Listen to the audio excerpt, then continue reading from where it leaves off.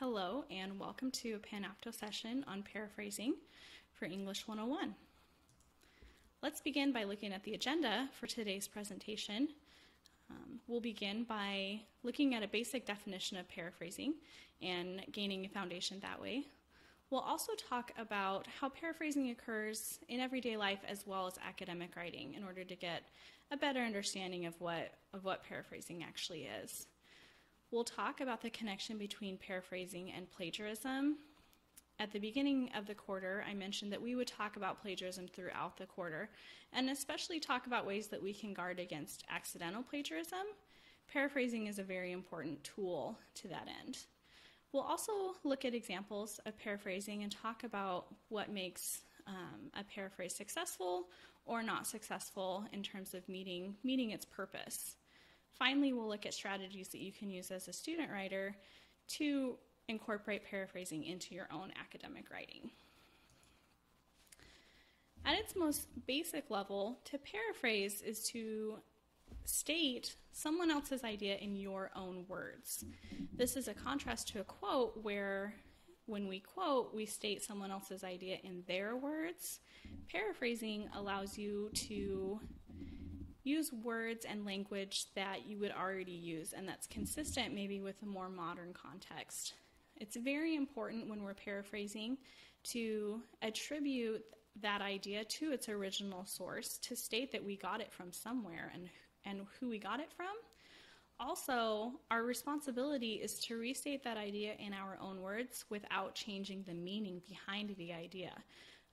We don't want to skew or manipulate those ideas to meet some sort of agenda, or even if we're doing that unintentionally, it's our responsibility in paraphrasing is to keep the meaning the same.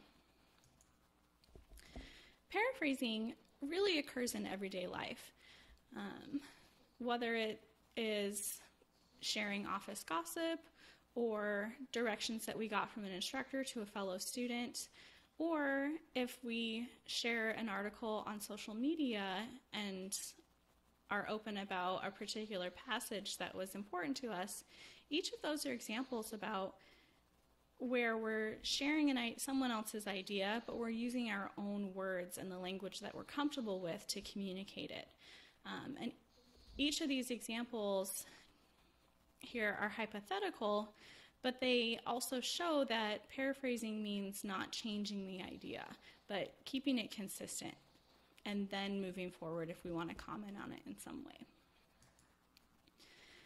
Paraphrasing has many purposes in academic writing and achieves several goals. First, paraphrasing is a very important tool in guarding against accidental plagiarism. When we paraphrase correctly, and when we state someone's idea, and we attribute that idea to them and provide a citation, that draws very, very clear lines between their ideas and then if we follow with our own ideas, so that we're not accidentally taking credit or making an idea sound like it's coming from ourselves, but it's coming from another source. Also, paraphrasing really allows us to participate in an academic discussion, and a discussion means there's a back and forth idea of multiple voices, where when we paraphrase, we're giving a voice to another person and their ideas, and then after that, it creates an opportunity for us to respond and participate. Paraphrasing also uniquely provides the opportunity to update or modify the tone of the way the idea is presented so that it matches the audience that we are working with, in most cases academic audience writing. Finally, paraphrasing, when we are required to paraphrase, it helps us truly understand the ideas of another. Whenever we read or hear something, our brain automatically takes that idea and translates it into words that we already know and would use. And that makes it easier for us to retain that idea. So when we paraphrase, we're mimicking that process and reinforcing that process of understanding. You'll notice that while the top two purposes, guarding against plagiarism and participating in the academic discussion, can also be applied to why we would use a quote in an academic essay or why we would utilize quoting, the bottom two being able to provide a balance in tone and voice, and understanding the ideas of others is very unique to paraphrasing. And this reinforces why it's appropriate for us to try and find a good balance between quoting and paraphrasing, and to do both correctly, because they have their own unique function and purpose. Let's look at a couple examples of paraphrasing. Over on the left, you'll see a quote from Mary Shelley's Frankenstein. It begins with the introduction of the author or the speaker, in this case Victor Frankenstein. Most of the text is included within quotation marks, so the exact words from Frankenstein, the novel. And it's followed by a citation. That 35 in parentheses shows us the page number where this quote is located. If we were to turn that into a paraphrase, it would look like something on the right, where we have, again, an introduction of the speaker or the person whose idea it is, in this case Victor Frankenstein, but the writer has condensed some of those words and summarized them or communicated them in words that they would use normally. So notice that while Victor Frankenstein and Mary Shelley use words like scarcely and lustrous, luxuriances, those aren't words that we would maybe use nowadays, but to say yellowed skin, dark hair, white teeth, and completely horrifying is pretty common to the rhetoric of today. And then finally, it still includes the location of the page number where the idea was found. So there's a very clear ending to the paraphrase as well. It's also helpful to look at paraphrases that aren't quite successful and that are not achieving the goals or the purpose behind it. So again, on the right, let's look at the first example. Victor Frankenstein, although its creator, finds the creature's yellow skin, lustrous black hair, pearly teeth, and watery eyes to be a horrid contrast. This doesn't work as a successful paraphrase because there are too many repeated words from the original. There's not enough that's been changed, and in this case, it would have been better for the writer to just include a quote.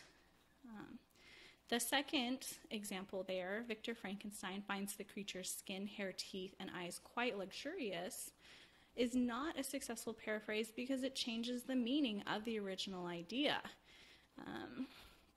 While Victor Frankenstein uses the word luxuriances, he does not use it in the same way as the paraphrase example. And the idea has been skewed to make it sound like Victor Frankenstein thinks the creature is attractive or appealing in some way, which is not the original meaning. When you go to incorporate a paraphrase as part of your own academic writing, there's a couple of basic steps to follow. Number one, select which idea you want to paraphrase. Second, read or listen to the idea in its original source. And third, then write the idea in your own words. There's a couple of hints on there if you are struggling with the third step, and especially if you are struggling to use your own words as opposed to the original words from the source. Try reading through the source and then turning the page face down or minimizing the screen so that you can't see the original. And then you'll be forced to kind of think of those ideas in your own words. It's also appropriate to use the thesaurus or the synonym option to use different words than the original author. Again, if you're struggling to use words that are different, just make sure that you're not using words that are unknown to you or that you wouldn't normally use. As with quoting, it's very important, again, to draw those lines between your idea and someone else's. So make sure to include that introductory phrase where you give the author or the source, and that you follow the paraphrase with a citation, the page number of where that idea is located. As we close the session, let's return to that agenda and the objectives. At this point, you should be able to provide a basic definition of paraphrasing. You should be able to communicate its role in everyday life and especially in academic writing. Hopefully you've learned about the connection between plagiarism and paraphrasing, and you understand that paraphrasing is a tool to guard against accidental plagiarism. Hopefully you were able to see which of the examples was successful and why. And finally, you got some ideas about some strategies to create paraphrases in your own writing.